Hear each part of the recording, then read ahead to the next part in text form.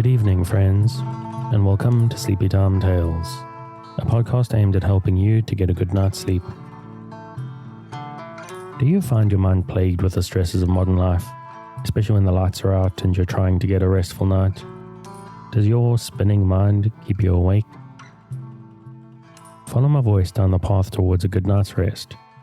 Listen to me tell a story that will keep your mind from wandering to your daytime problems. The ones that you can't solve right now and will be easier to solve well rested. Listen to my voice and allow yourself to drift, following the twists and turns of the story, but slowly letting go and drifting into sleep.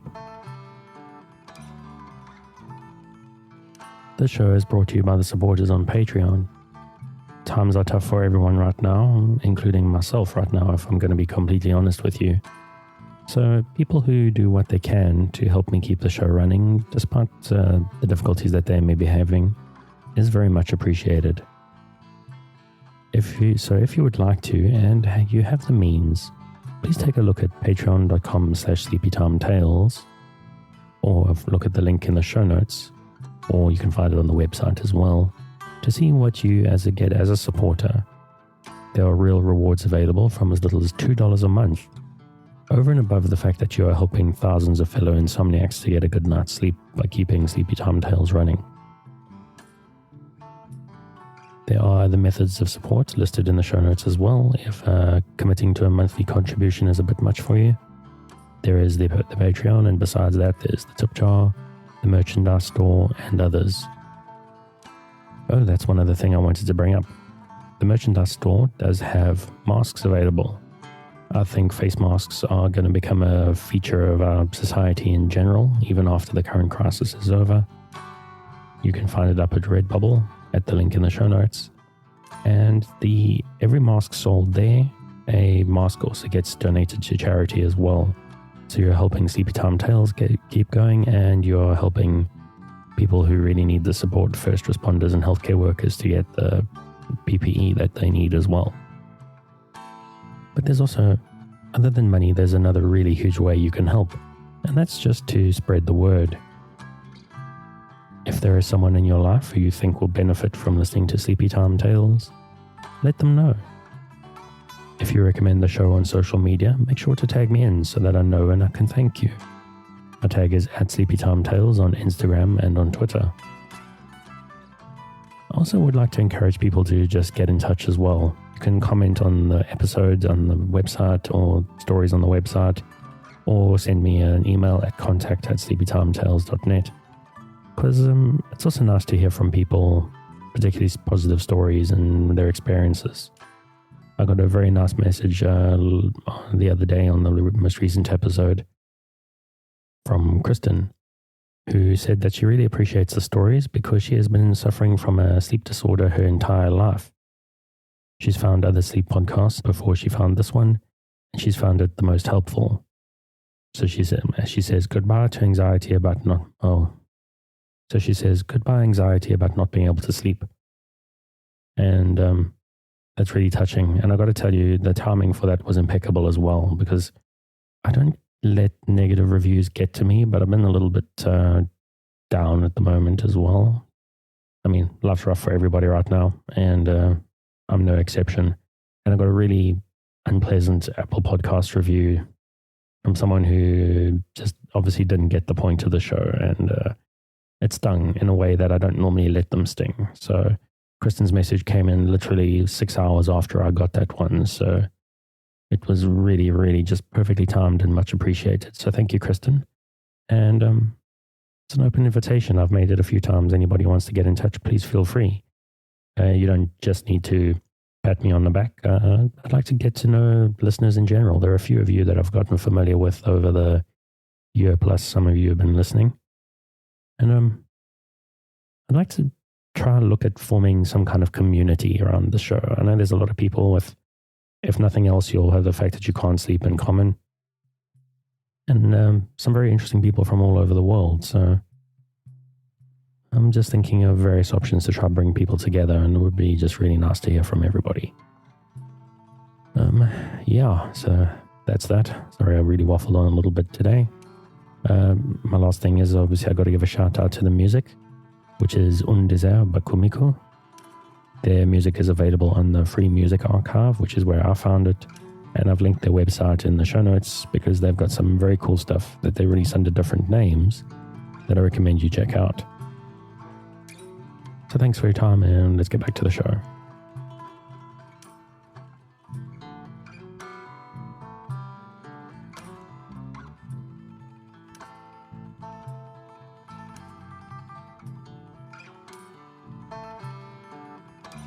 What exactly is Sleepy Time Tales? What is it for? It's a bit of a strange idea, isn't it? It's a podcast that you're supposed to fall asleep to. But lack of sleep is a health crisis in the 21st century, and this is a podcast that is intended to help those that it can to get a restful night. Are you one of those people who lies awake at night, mind spinning in emotions and turmoil with the anxieties of 21st century life? Do you wake up in the middle of the night and find yourself not quite able to doze back off at 3 a.m.? I'm here to help. My name is Dave, and I'm your narrator, here to help you into a restful night. I'm someone who has struggled to sleep ever since I was a baby. My parents had sleepless nights with me for many years, and even when I got old enough not to bother them anymore, I always struggled to sleep. It was only actually in the last few years that I discovered the tendency for droning voices, particularly droning male voices, to act almost like a sedative for me. I used to lie in bed listening to podcasts because I couldn't sleep, and then I would suddenly find myself waking up at the end of the episode of what I was listening to, having fallen asleep. So I started listening to podcasts, actually not even, usually shows I was interested in slightly, but I wouldn't be upset if I missed. And I started listening to shows specifically because they helped me sleep. And I eventually discovered that there were podcasts out there that are actually designed for that are intended to help people to distract their minds and help them to sleep. I found some that worked really well for me, and I was getting better rested at night. But often when I recommended them to other people, they didn't enjoy them. They sometimes didn't like the narrator's voice, or they didn't like the subject matter or something like that. So I thought to myself, there are people out there probably who need something similar but haven't quite found what they've got. And I've got a boring, droning voice, so let me give it a try. Let's see how it goes. Over a year in, and there's a lot of people out there that I know I've reached and helped, so I think it was a good thought. Now, every episode starts with this long intro. That's something that, if there are negative criticisms, it's the thing there's the biggest criticism of.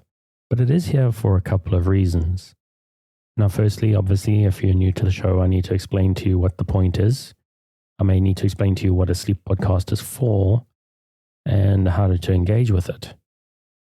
But that's not something that takes very long, so there's a little bit more to it than that. People who've been listening to the show for a while obviously know how it works and know how to engage with it, or how they choose to engage with it. But it's also it's part of the process. The idea is you put the podcast on a little bit before you're ready to sleep. Maybe while you're reading something, or while you're brushing your teeth and having a drink of water and getting ready.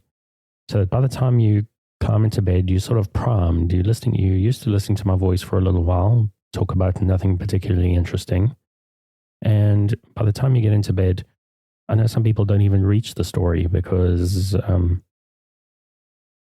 this part is so effective for them. So that's the thing. You're sort of primed and sort of ready and sort of half relaxed by the time the story starts. So you're less likely to even be engaged with the story.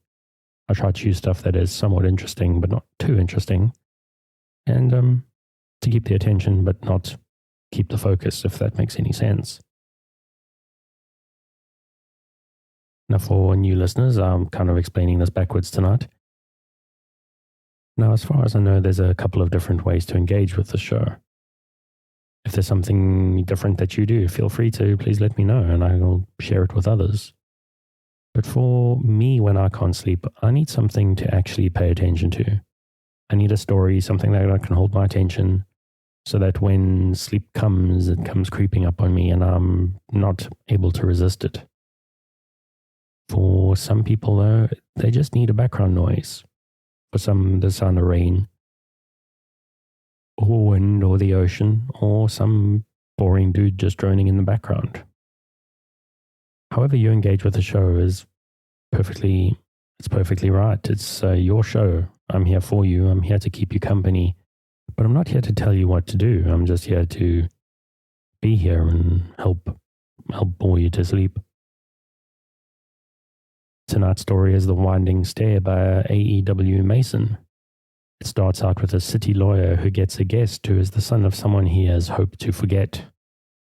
The young man is trying to learn of something of his father's mysterious past, and the lawyer doesn't want to face up to this young man and explain to him what happened with his father. Sounds rather intriguing, I know, but I promise you it doesn't get very exciting by the time you're going to be asleep and by the time we reach the end. The main thing, though, whatever the story is, whether it's a weird mystery or something out of history or sound like I'm singing the DuckTales song all of a sudden, don't fall asleep. Just whatever the story is, keep a light mental grip on it and allow sleep to come for you. Now, obviously, I'm hoping that you're asleep before I get to the end of the episode, but it's important that you don't feel pressurized. It may not work on the first night. It may take a few nights for you to get used to listening to my voice, or maybe my accent is strange to you. Maybe one episode just isn't long enough. It is very important, though, that you try to relax. If you're new to the show and prone to late nights lying staring at the ceiling, this may take a while to work for you. I'm guessing, actually, if you're new to the whole idea of sleepcasts or sleepy time tales in particular, I would suggest you give it at least 2 or 3 nights, probably 3. If by the end of 3 nights you're not falling asleep by the end of the episode, or you're not finding it satisfying on some level, then I don't think this is the show for you, and there definitely are others. But I do think it is important to give it a fair try, whatever you're listening to, even if it's another show, just to allow your sort of natural resistance, because after all, it's a bit of a strange idea. I mean, you're listening to some guy droning in your ears and hoping you fall asleep. I mean, conceptually, it is a bit of an odd thing, isn't it? It's also possible that one episode isn't long enough. What I do with my sleep podcasts is I queue up a few and I start with the latest one and I let them run. I usually have like one and a half nights worth of each show that I listen to downloaded, and I just start with the latest and let them go all night.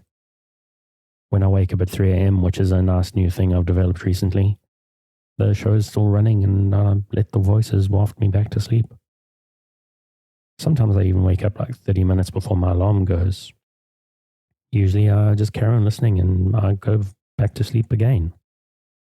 You may say, Dave, why on earth are you going to sleep 30 minutes before your alarm? But I got to tell you that sometimes that really can be the best part of my night.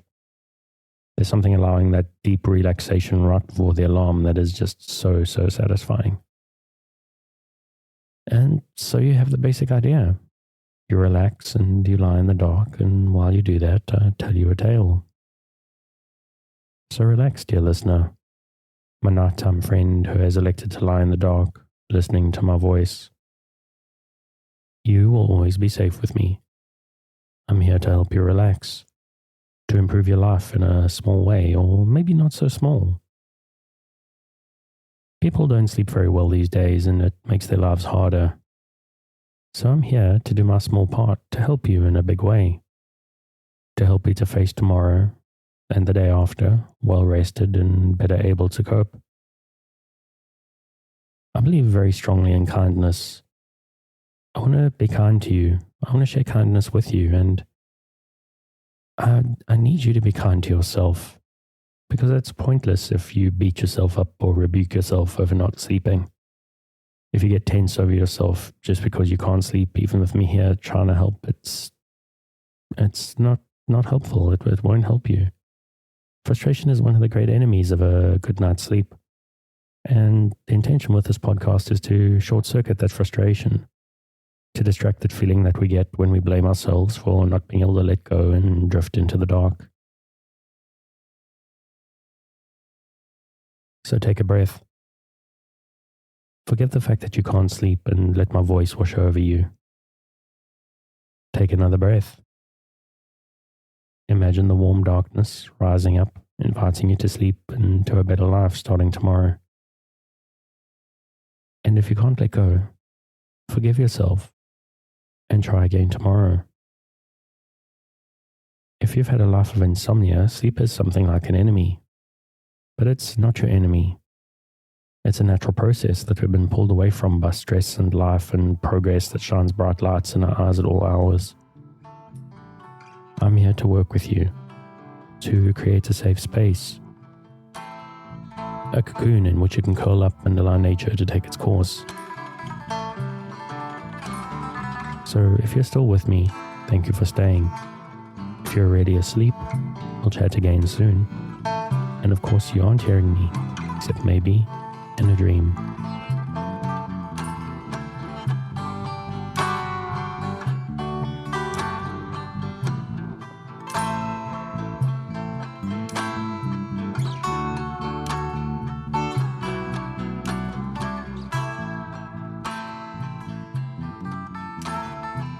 The Winding Stair by A.E.W. Mason. New York, Grosseton Dunlap Publishers. Copyright 1923. Chapter 1. Flags and Pedigree. I have finished work for the week. I'll see no one else were he as terse as Tacitus, cried Mr. Ferguson, the lawyer. It was 6 o'clock on a Friday afternoon, and a pleasant rustle of the plane trees in the square came through the open window of the office. Mr. Ferguson thought of his cool garden at Goring, with the river running past, and of the fine long day he would have upon the links tomorrow. Gregory, the head clerk, however, held his ground. Perhaps if you would look at this card, Mr. Ferguson. Mr. Ferguson looked at the size of it. By the Lord, no. It's a woman. She'll be as prolix as the devil. It's not a woman, the stubborn Gregory insisted. Then it's a foreigner, and that's worse. It's not even a real foreigner, said Gregory. He had been a servant of the firm for 30 years and knew the ins and outs of its affairs as thoroughly as the principals. Oh, very annoying, Gregory, said Mr. Ferguson, with a sigh. He took the card regretfully, but when he had read the name printed upon it, he dropped it upon the table as if it had stung his hand. Paul Ravenel, he cried in a low voice, with a glance towards the door. The son. Yes. Is he like the father? Not in the least.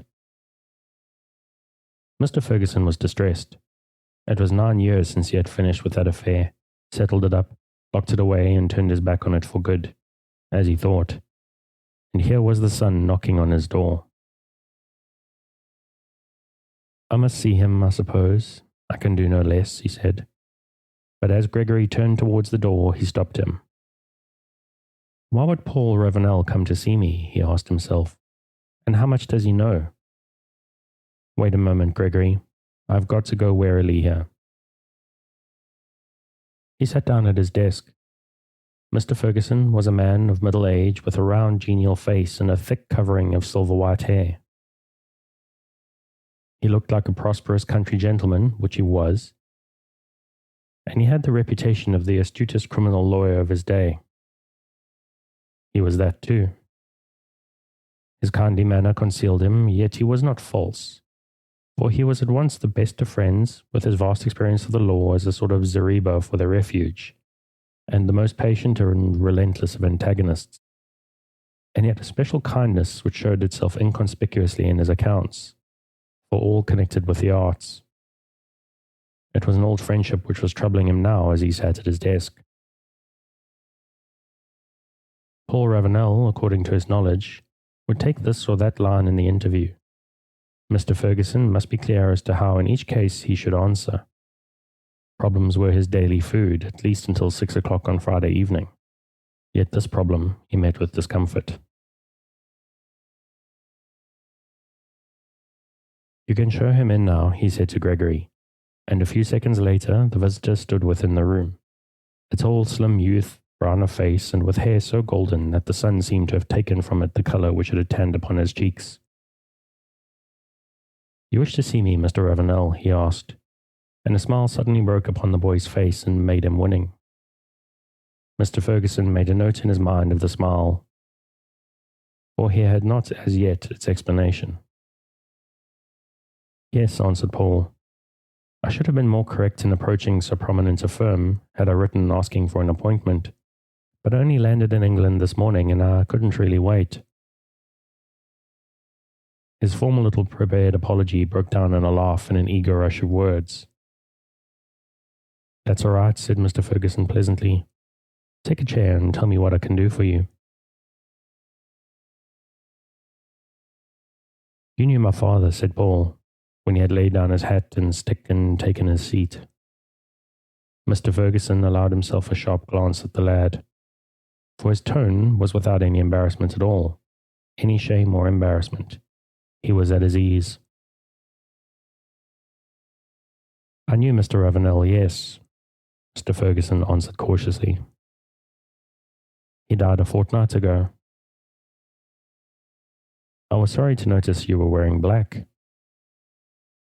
"He died in a house which he had built upon an island off the coast of Spain at Aguilas. I lived with him there during the last 8 months after I left my school at Tours," Paul continued. "Yes," said Mr. Ferguson. "My father and I were always, how shall I put it, in a relationship which precluded any confidences and even any cordiality. It wasn't that we ever quarrelled. We hardly were well enough acquainted for that. But we were uncomfortable in each other's company, and at the end of a meal at which we had sat together was to both of us an invariable relief. He had what I think is a special quality of soldiers. He was in the army, of course, wasn't he?" Paul broke off to ask his question in the most casual manner, but Mr. Ferguson did not answer it. It was a neat little trap prepared with more skill than the lawyer had expected. For up till the question was unconcernedly dropped in, Paul had been framing his sentences with a sort of pedantry natural to a man who from the nature of his life must get his English words from books rather than conversation. "You say Monsieur Ravenel had some special quality of soldiers," Mr. Ferguson observed. "Yes," Paul explained. "I approached a subject, or I used a phrase, and suddenly it seemed as if an iron door was banged in my face, and he was now behind the door.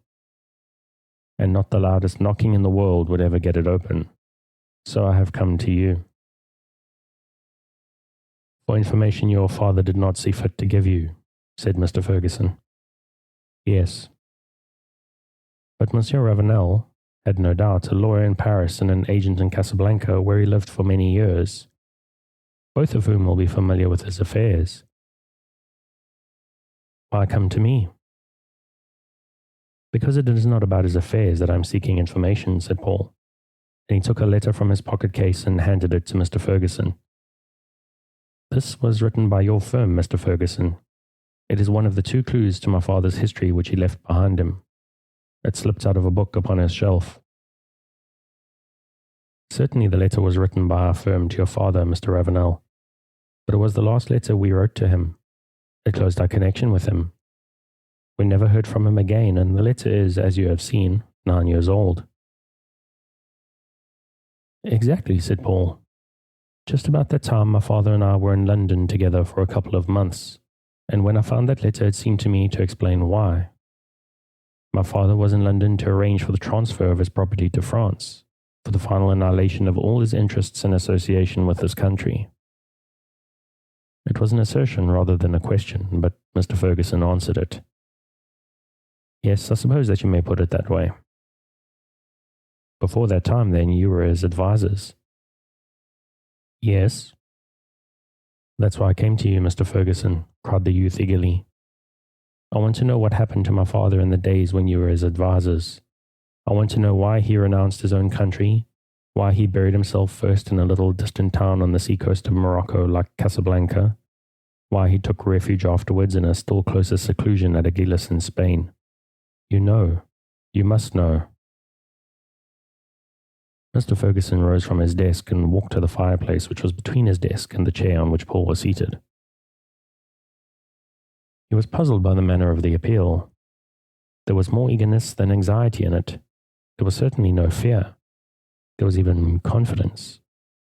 Mr. Ferguson wondered whether young Ravenel had some explanation of his own, an explanation which quite satisfied him and which he only needed to have confirmed. Paul's voice broke in upon his wondering. Of course, I can always find out. It is only a question of knowing the ropes. I have no doubt a good inquiry agent could get me the truth in a very few days if I went to one. Mr. Ferguson lifted himself on his toes and looked up to the ceiling. I don't think I should do that, he answered. Whether I do or not depends on you, Mr. Ferguson, said Paul very quietly. It's not curiosity that's driving me, but I have my life in front of me and a plan for it. He rose and stood at the open window for a moment or two, and then turned abruptly back and stood before Mr. Ferguson. You see, I was 9 years old when I was with my father in London. Old enough to notice and old enough to remember. And one or two very curious things happened. We were in lodgings in a little quiet street, and except on occasions when I suppose he had appointments with you, my father never went out by daylight. Here it comes, thought Mr. Ferguson, but his face was quite without expression, and the youth resumed. But as soon as darkness fell, we took long tramps through the city, where the streets were empty of everything but the lamp-posts, and the only sounds were the hollow sounds of our own footsteps upon the pavement.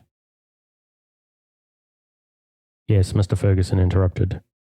One couldn't choose a better place for exercise than the city of London after dark. Paul laughed pleasantly, and Mr. Ferguson reflected, I've never been called a liar in a prettier fashion.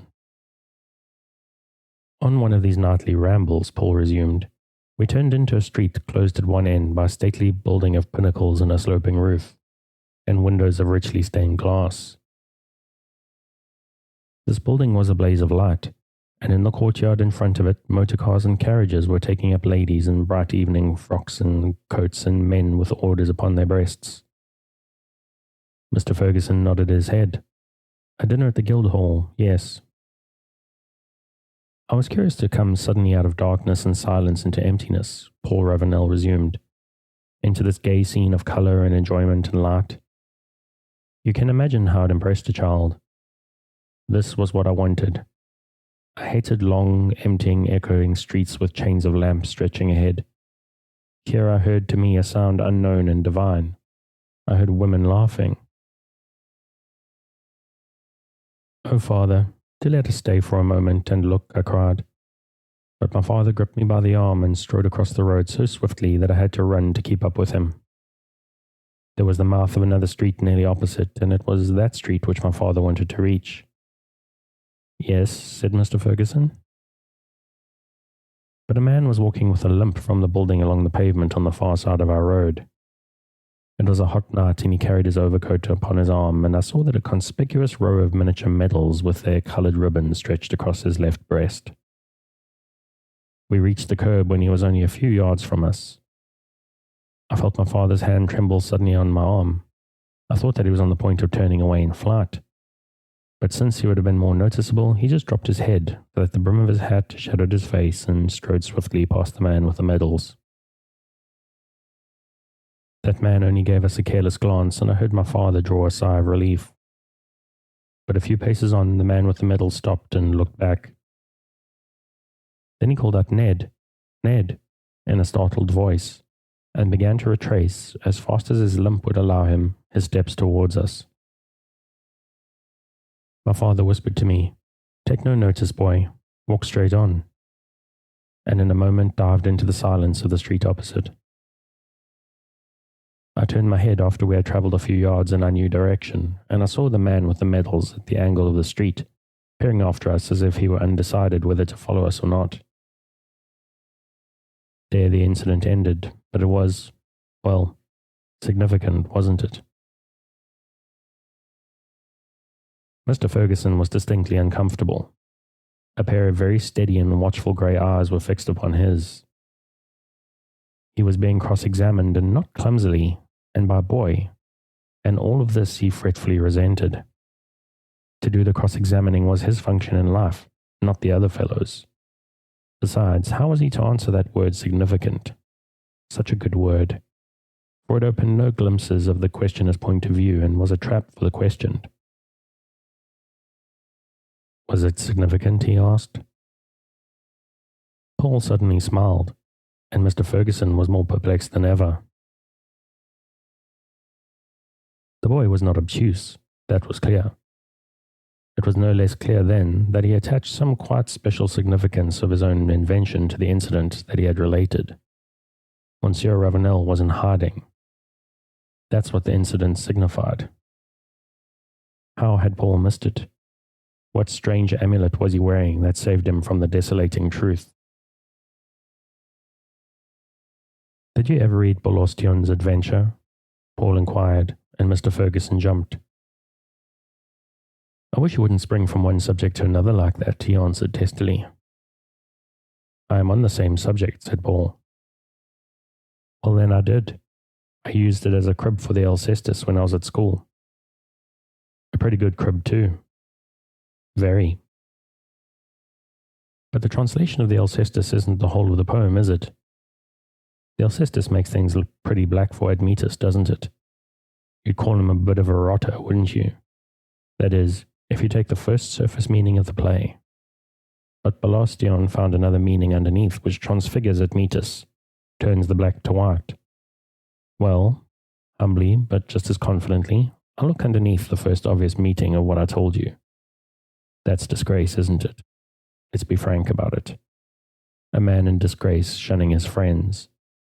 There's the surface reading, and there's no other, except mine. Let me hear it, said Mr. Ferguson quickly. He returned to the chair at his table. Here might be, after all, a pleasant way out of this disconcerting interview. Will you smoke? He asked, and he held out a tin of cigarettes to his visitor. Now fire away, he said. Mr. Ferguson was in a much more cheerful mood. Discomfort, however, had not vanished from the room. It had passed from Mr. Ferguson, but it had entered into Paul. He stammered and was shy. Finally, he blurted out, I find the explanation of everything in my father's passionate love for my mother. Mr. Ferguson's eyes turned slowly from the plane trees to Paul's face. Will you go on, please? My mother was French. Yes, Virginia Ravenel. She sang for one season at Covent Garden. She was the most beautiful girl I ever saw in my life. He laughed, tenderly caressing his recollections. There was a time when I fancied myself your father's rival. You have a look of her, Mr. Ravenel. She was fair like you. And he was still musing with pleasure and just a touch of regret upon the pangs and ardours of the long-vanished season of summer and magic, when Paul Ravenel thoroughly startled him. I think that my mother died in giving me birth, he said. That's how I explained to myself my father's distance and uneasiness with me. I was the enemy, and worse than that, the enemy who had won. No wonder he couldn't endure me, if with her death his whole world went dark. And everything else follows, doesn't it? His friends came to mean not nothing at all, but an actual annoyance, an encroachment on his grief. He shut himself up far away in a little town where no one knew him and brooded over his loss. And men who do that become extravagant, don't they? And lose their perspectives and do far-fetched, unreasonable things. Thus my mother was French. So in a sort of distorted tribute to her memory, he changed his own nationality and took hers, and with it her name, and cut himself completely off from his old world, a sort of monk of love. Mr. Ferguson listened to the boy's speech, which was delivered with a good deal of hesitation, without changing a muscle of his face. So this was why Paul could elate with a laugh the flight from the man with the medals and the lighted courtyard of the Guildhall. This was what he believed. Well, it was the explanation which a boy, ignorant of life, nursed by dreams and poetry and loneliness and eager to believe the world a place of sunlight and high thoughts, might easily have conceived. "Isn't that the explanation, Mr. Ferguson?" Paul asked. And Mr. Ferguson replied without a twitch of a muscle, "Absolutely. I did not think that you could have understood your father's reticence so thoroughly. If one must do a thing, to do it with an air is the best way to carry conviction," thought Mr. Ferguson, and he rose from his chair with deep relief. The interview was over, his visitor obviously satisfied. He could shake him by the hand and after all catch his train to Goring. Mr. Ferguson's relief, however, was premature, for the younger man cried, "Good. Now the way is clear for me, and I can ask you for your professional help." "Oh," said the lawyer doubtfully. "I didn't understand that you came as a client. I'm not very sure that we can undertake much more than we have upon our hands." "It's not so much more, Mr. Ferguson." "I must be the judge of that. Let me hear what it is that you wish." "I wish to resume my own real nationality," said Paul. "I am of my race. I want the name of it too." Paul was of his race. It was not merely the long-legged build of him, nor the cut of his clothes, nor the make of his shoes, but a whole combination of small, indefinable qualities and movements and repressions which proved it. I should never have mistaken him for anything else, thought Mr. Ferguson. There was that little speech, for instance, about his father's love for his mother, halting, shy, stammered, as if he were more than half ashamed of admitting the emotions to another man, and tongue-tied in consequence. The words would have run glibly enough had a French lad spoken them. "And with my race, I mean, of course, also to resume my father's name," Paul continued. There had suddenly grown up an antagonism between these two people, and both were aware of it. Paul's questions became a little implacable, Mr. Ferguson's silence a little obstinate. "You know it, of course, Mr. Ferguson," Paul insisted. "Of course," replied Mr. Ferguson. "Will you tell it to me, please?" "I will not." "Why not?" "Your father never told you it. Your father was my client for years, my friend for many more. I respect his wishes." "I have only one more question to ask of you, Mr. Ferguson. I will answer it if I can." "Thank you." "Who is John Edward Revel?" "I really don't know." Paul bowed again. He took up his hat and his stick. He was not smiling any more, and in his eyes there was a look of apprehension. He did not hold out his hand to Mr. Ferguson. "It will have to be the inquiry agent after all then," he said. "Good evening." The lawyer allowed him to reach the door and then spoke in an altered voice. There was a warm kindliness in it now, and to the youth's anxious and attentive ears, a very audible note of commiseration. "Mr. Ravenel, I want you to give me 4 days before you set foot on any inquiry. There are others concerned in the matter. I assure you that you will be wise." Paul shook his head. 4 days? What shall I do with myself during those 4 days?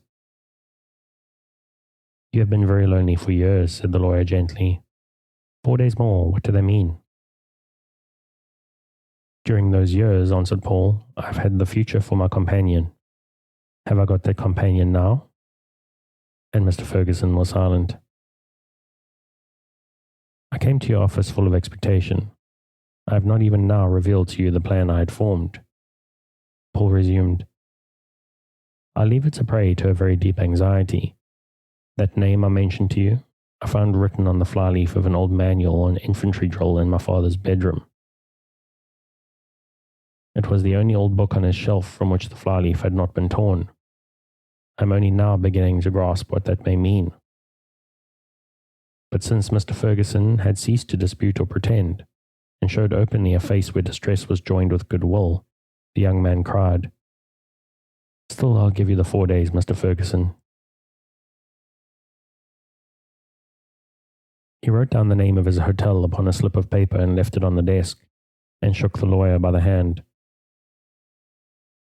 Left alone, Mr. Ferguson sat for a little while in a muse, living again the sweet and bitter scenes of vanished years. To what unhappy ends of death and disgrace had those anxieties and endeavours led? To what futilities the buoyant aspiration? He rang the bell upon his desk, and when the head clerk appeared, he said, "I want a message telephoned to Goring that I shall not get home until 8. Then everyone can go. I have a letter to write, which will take a little time." "Very well, sir," said Gregory, and Mr. Ferguson suddenly slapped his hand down on the table in exasperation.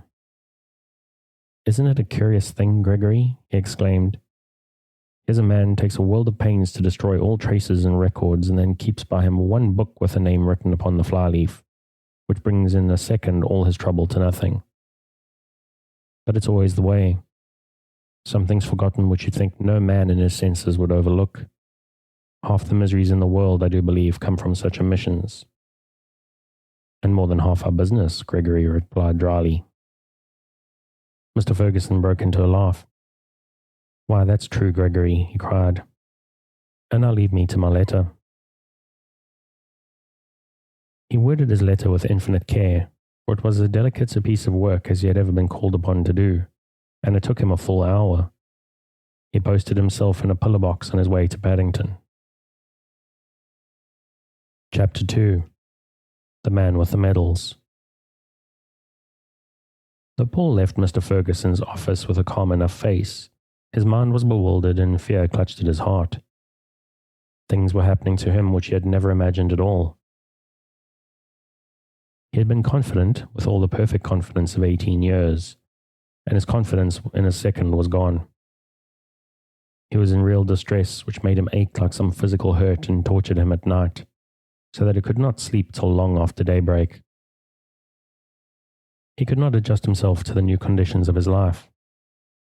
He looked with surprise upon other people in the streets or in the public rooms of his hotel, who were unaware of the troubles which had hold of him. He had planned his visit to London full with many a pilgrimage. The London of Dickens and De Quincey, its inns, its gardens and churches. The old mansion at the northwest corner of Greek Street, where Mr. Brunel had given a lodging and a bundle of law papers for a pillow to his youthful client. All were to be visited with a thrill of excitement, and a hope that they would not fall short of the images he had made of them in his thoughts. But the glamour had faded from all these designs. He paced the streets, and indeed all day, but it was to get through the long dismal hours, and he walked like one in a maze. He knew no one, and throughout the 4 days no one spoke to him at all. He moved through the crowded thoroughfares unnoticed as a wraith. He sat apart in restaurants, and, as his father had done, he tramped by night the hollow-sounding streets of the city where the lamp-posts kept their sentry guard.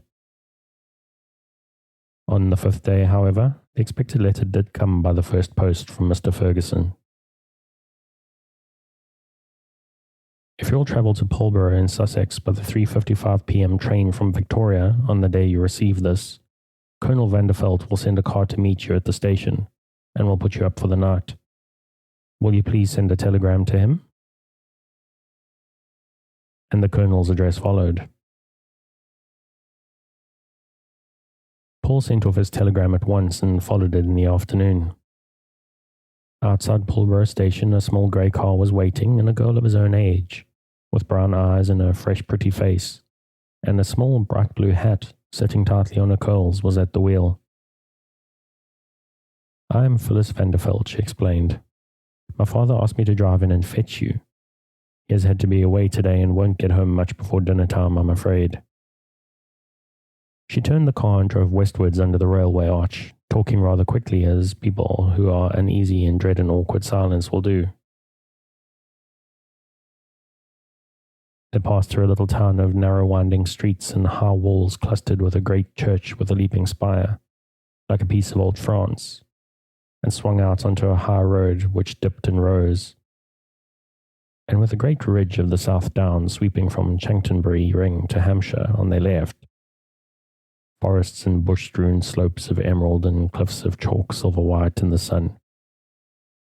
And from end to end of the high rolling barrier, the swift shadows of the clouds flitting like great birds.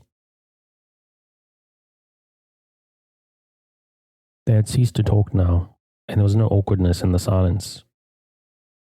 Paul was leaning forward, gazing about him with a queer look of eagerness upon his face.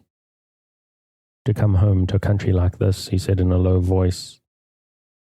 You can't think what it means after months of brown earth and hot skies. Upon their right, a low wall bordered the road, and on the other side of the wall, fallow deer grazed in a park. Beyond, a line of tall oaks, freshly green, was the home of innumerable rooks, who strewed the air about the topmost branches, wheeling and cawing. The square tower of a church stood upon a little hill. It's friendly, isn't it? He cried, and a look of commiseration made the eyes of the girl at his side tender. Would he think this countryside so friendly when the evening was over and he had got to his room? Do you know our downs? Phyllis spoke at random and hastily as he turned towards her. I wonder, he answered. Could I have forgotten them if I had once known them? I seem to have been within a finger's breadth of recognizing something. When you have seen my mother, we will walk through the village. We shall have time before dinner, said Phyllis, as she turned the car into a carriageway of a square old house, big windows level with the wall, which stood close to the road. Mrs. Vanderveld, a middle-aged woman with shrewd and kindly eyes, received him with a touch of nervousness in her manner, and, as her daughter had done, talked volubly and a little at random whilst she was giving him some tea.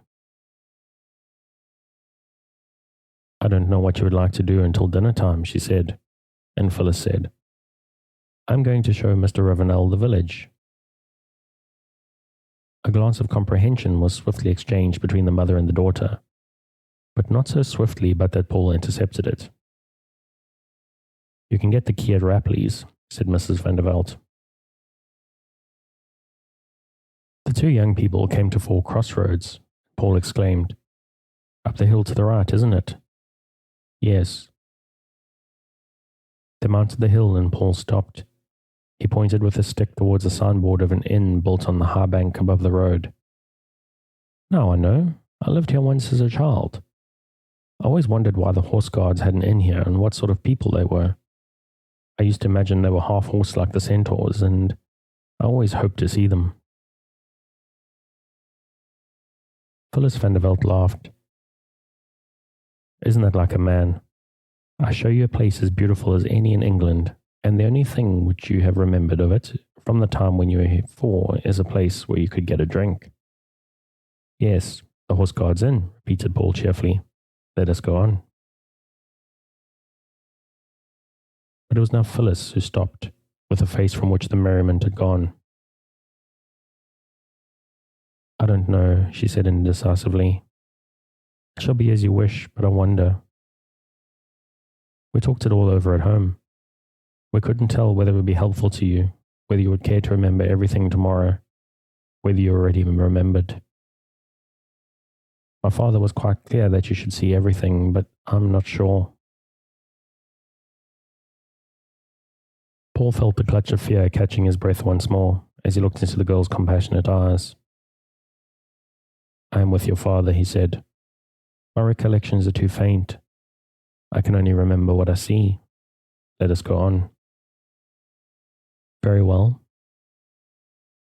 Phyllis Vanderveld went into one of the cottages and came out again with a big key in her hand.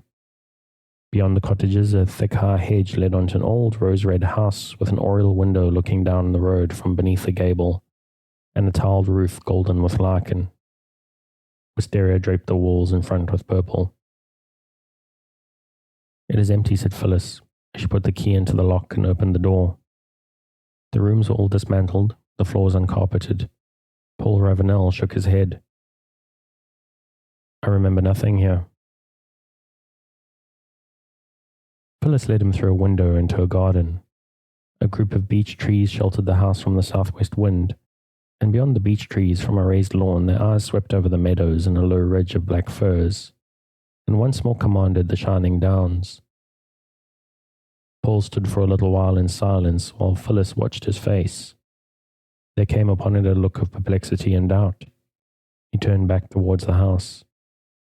On its south side, a window had been thrown out.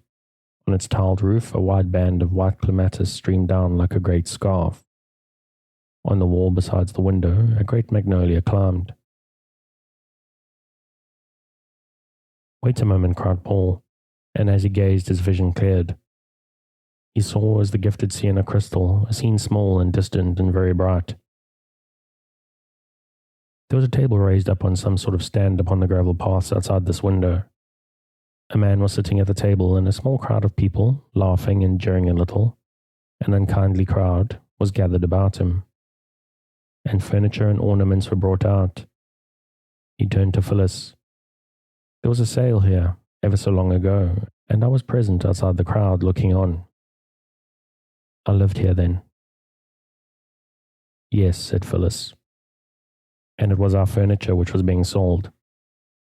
"Yes." So far there was no surprise for Paul Ravenel, nothing which conflicted with his conception and estimate of his father. Monsieur Ravenel had sold off his furniture, just as he had changed his name and abode. It was part of the process of destroying all his associations with the country and people of his birth. Only his recollections had revealed something new to him and disquietingly significant. Why were those who came to buy unfriendly and contemptuous? He asked slowly. "Are you sure that they were?" Phyllis returned, but she did not look at Paul's face, and her voice was a little unsteady. "I am very sure about that," said Paul. "A woman was with me, holding my hand. She led me away. Yes. I was frightened by these noisy, jeering people, and she led me away. It was my nurse, I suppose, for my mother was dead." "Yes," replied Phyllis. And then, not knowing how hard she struck, she added, "Your mother had died a couple of months before the sale." Paul Ravenel, during the last days, had been schooling himself to a reserve of manner. But this statement, as of a thing well known, which he too must be supposed to know, loosened all his armor. A startled cry burst from his lips. "What's that?" he exclaimed, and with a frightened glance at his white face, Phyllis repeated her words. "I thought you knew," she added. "No." And that's it for tonight. Thank you for joining me. A reminder that if you've liked what you've heard so far, you can find a link to this book up on Project Gutenberg for free to enjoy.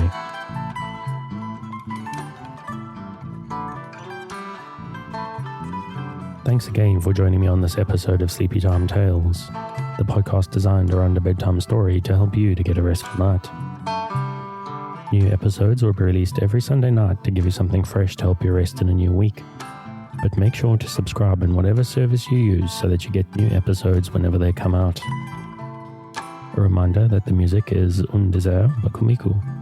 Check out more of their work on their website, which you'll find linked in the show notes. Good night and sweet dreams.